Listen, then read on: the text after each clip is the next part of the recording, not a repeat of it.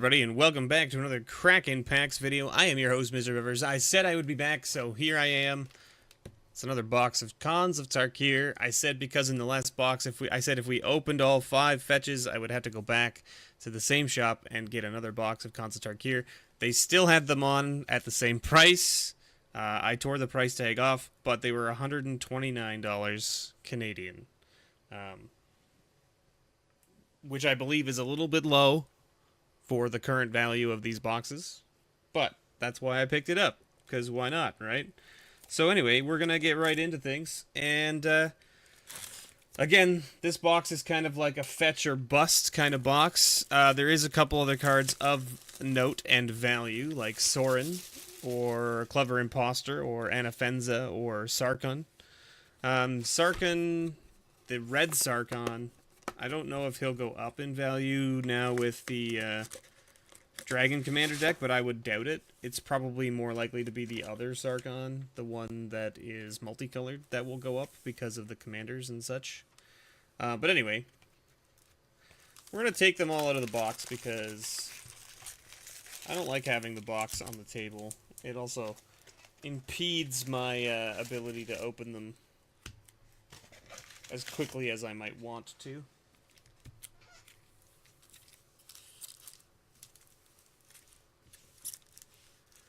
There we are. All right, let's move that in a bit. There we go. You guys get an idea of how many packs are left, and let's get in.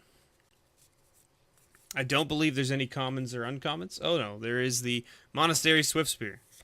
Is the only uncommon of note. So we had Goblin Slide, Roar of Challenge, Set Adrift, and a Sultai Ascendancy as our first rare.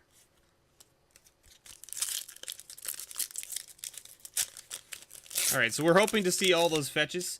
Obviously, it'd be cool to see like a foil fetch too, right? Who wouldn't want to see that? Tamir Charm, Water Whirl, Heart Piercer Bow, and a Rakshasha Vizier. We got a garbage token in a Plains there. So this set, if you didn't play during it or don't remember it, was all about the clans, the dragon clans. That's why you'll see, like, this is Sultai, and then there was Mardu, and there was Abzan. It was all the 3-color tribes. We had Misfire Weaver, Swarm of Bloodflies, Watcher of the Roost, and speaking of our first mythic, there he is in the Temur colors, Surrak Dragonclaw. Not really the mythic you're looking for out of this box, but it's still a mythic nonetheless. So let's see what we can keep doing here.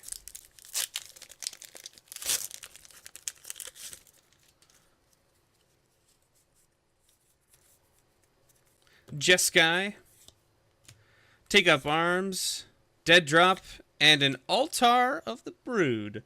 I believe this is a $2 card still, so I believe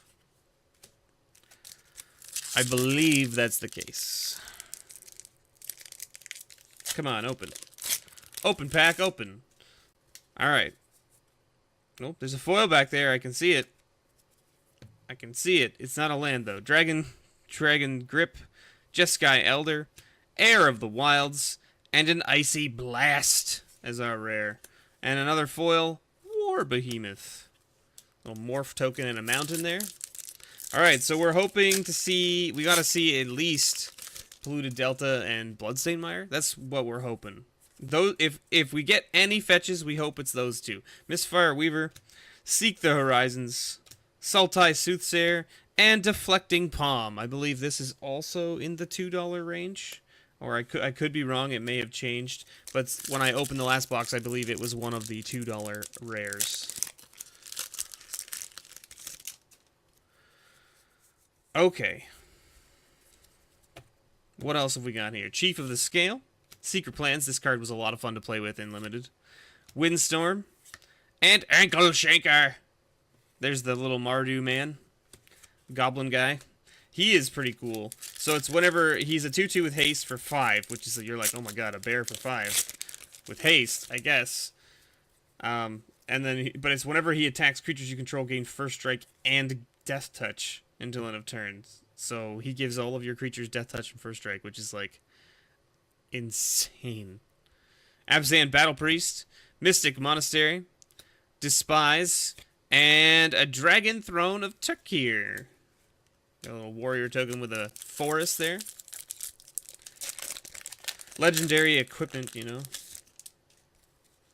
Nothing to write home about, I don't believe. Riverwheel Aerialists, Death Frenzy, Mardu Rough Rider, and Trial of Mystery. Again, this was another card that was fun to play with the Secret Plans deck.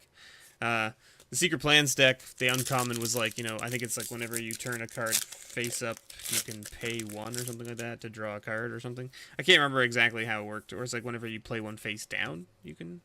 Anyway, Hordling Outburst, Opulent Palace, Bear's Companion, and Howl of the Horde as our rare.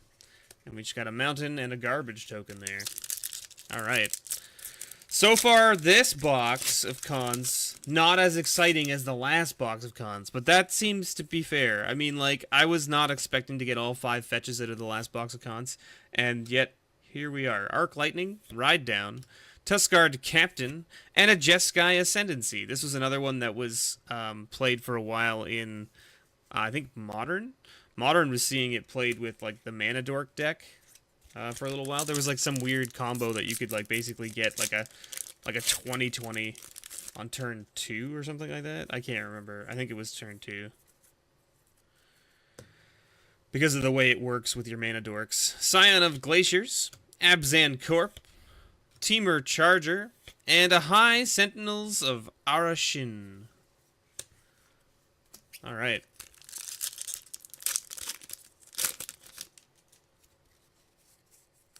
What else we got? We're halfway through, we're a third of the way through the box now, I should say. Riverwheel Aerialists, Bellowing Saddle Brute, Suspension Field, very good card. And there's another mythic, See the Unwritten. Hey, we got a foil. Our foil rare is a Jeskai Ascendancy. So, not a foil fetch, unfortunately, but foil Jeskai Ascendancy is pretty cool. I'm sure anybody who plays that Jeskai Ascendancy deck or likes to dabble with it still would be looking for something like that, so that's pretty cool. Murak, Nightblade, Highspire Mantis, Dead Drop, and a Butcher of the Horde. Now let's talk about that last pack though. We had a mythic and a foil rare. Pretty good last pack. Why get on camera, Sirach.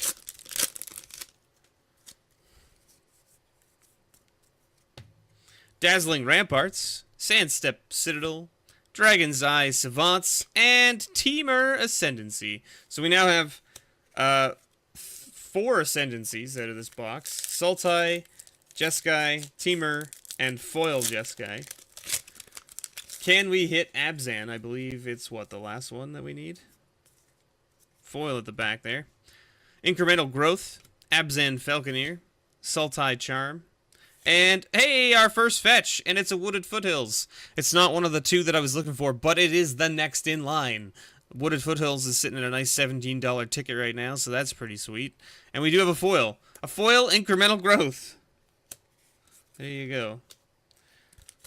Alright, so we're approximately halfway through the box now. We have just a little over half of a box left. And Timely Hordemate, Sultai Flare, Bear's Companion, and Savage Knuckleblade. That guy was an interesting one because he's a 4/4 for 3, which is pretty awesome, but you have to have each of the colors. Now, to be fair, when this set was out, having all of the colors on turn 3 was pretty easy. There was a lot of fixing in these sets. Master of the Way, Abzan Charm, Seeker of the Way, very good. This card was played a lot. It had a price tag to it for quite some time. And Sage of the Inward Eye. Alright. We're a little short on foils still. We only have 4. And I think we're a little low on the mythic count. But again, we're only halfway through. Mardu Heart Piercers. So we're probably on track to open 4 mythics. Jeskai Charm, Tomb of the Spirit Dragon, and Meandering Tower Shell. It's funny, I bought a collection from one of my friends who was getting out of Magic, and he had 4 copies of the Meandering Tower Shell foil. And I was like, why? He's like, I don't know, I just like it. And I was like, alright. Scion of the Glaciers, Gurmag Swiftwing, Horde Ambusher, and hey, there's our 3rd mythic, Ash Cloud Phoenix. And we do have a foil here, a Highland Game. So another mythic with another foil. So far, did we open a foil with Surrak? I can't remember. Someone needs to go back and check. Did we open a foil with Surrak? If so, then we've opened a foil in every pack we've opened a mythic, which would be kind of weird and interesting. Alright, Winterflame, Keru Bloodsucker, Warden of the Eye, and Utter End. Very good removal spell. This card was great because it exiles, and it's a non-land permanent, so it literally can remove whatever you need it to. As long as it's not a land that you're trying to get rid of. I guess should be the addendum to that statement. Brave the Sands, Murek Nightblade. Hey, there's our first Monastery Swiftspear. That's a $2 card. Hey, we hit the Abzan Ascendancy. There it is. And we got a second foil rare. But it's still not a fetch. That's okay, though.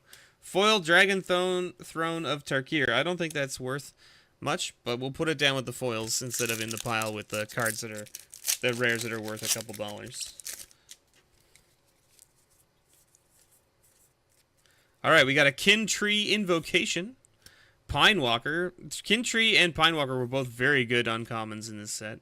Here's the fixing that I was talking about. Like, this is it basically fixes you for Mardu, right? Gives you all 3. Dig Through Time. There's another rare worth $2. This card was very popular when the set was out in Standard. I believe it was also fairly popular. Is it popular in Modern? I can't remember. It might not be good in Modern just because it's too... Like, look at the top 7 of your library, put 2 of them into your hand, the rest on the bottom. Like, I feel like maybe it's not strong enough considering what else is out there in Modern. But it was very popular in Standard for sure. Master of the Way. Become Immense, very good card. 6/6 with Delve.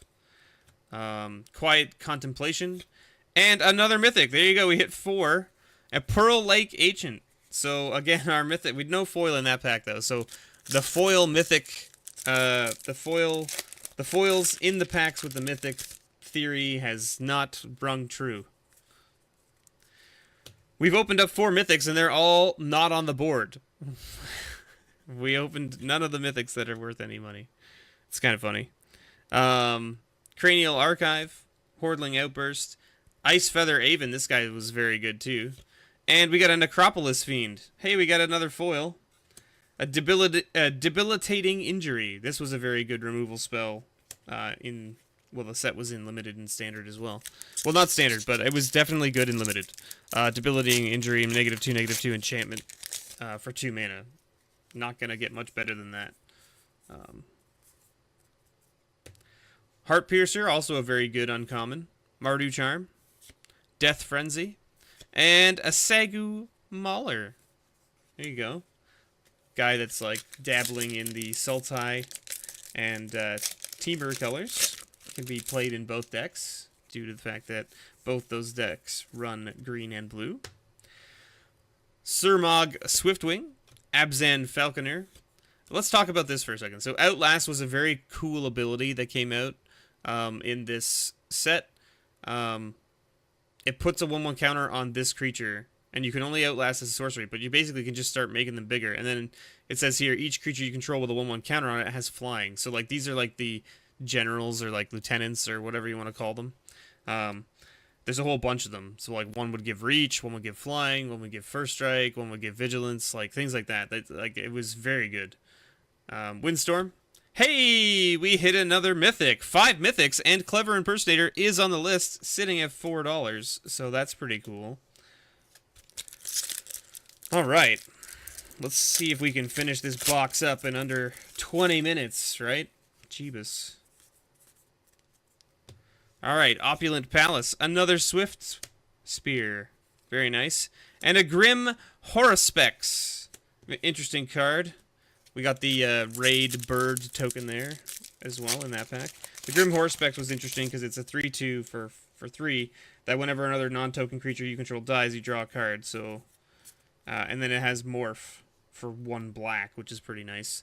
Blinding Spray, Quiet Contemplation, Temur Charger, and Rakshasha Death Dealer.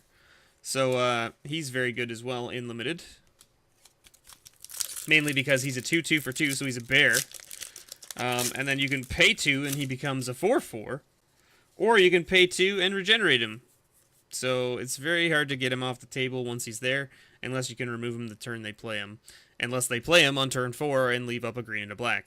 Goblin Slide, Warname Aspirant, Frontier Bivouac, and Crackling Doom. This was a card that saw a lot of play in Standard as well. Mainly because it made them sack creatures and it dealt 2 damage. But it's, sorry, each opponent sacrifices a creature with the greatest power among creatures they control.